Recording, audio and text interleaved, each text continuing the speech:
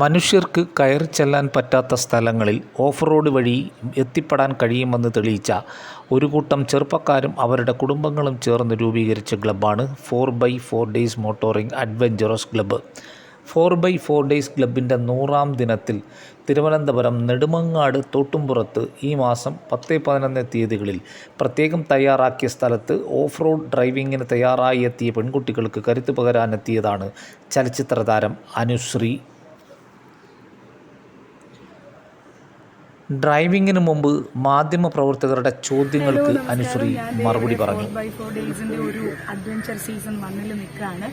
ഒത്തിരി സന്തോഷം. കാരണം ഞാൻ ഭയങ്കര ഡ്രൈവിംഗ് ഇഷ്ടപ്പെടുന്ന ഒരാളാണ്. പക്ഷെ വളരെ കുറച്ച് നാളെ ആയിട്ടുള്ളൂ ഞാൻ ചെറുതായിട്ട് ഡ്രൈവ് ചെയ്യാൻ തുടങ്ങിയിട്ട്. പക്ഷെ അപ്പോൾ തന്നെ ഇങ്ങനത്തെ ഒരു ഓഫ് റോഡ് സീസണിൽ വരാൻ പറ്റിയതിൽ ഒത്തിരി ഒത്തിരി ഒത്തിരി സന്തോഷമുണ്ട്.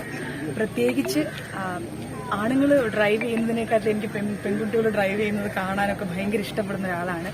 സോ അതുകൊണ്ടാണ് ഇവിടെ ലേഡീസ് വിങ്ങും ഉണ്ടെന്ന് അറിഞ്ഞതുകൊണ്ട് വന്നത്.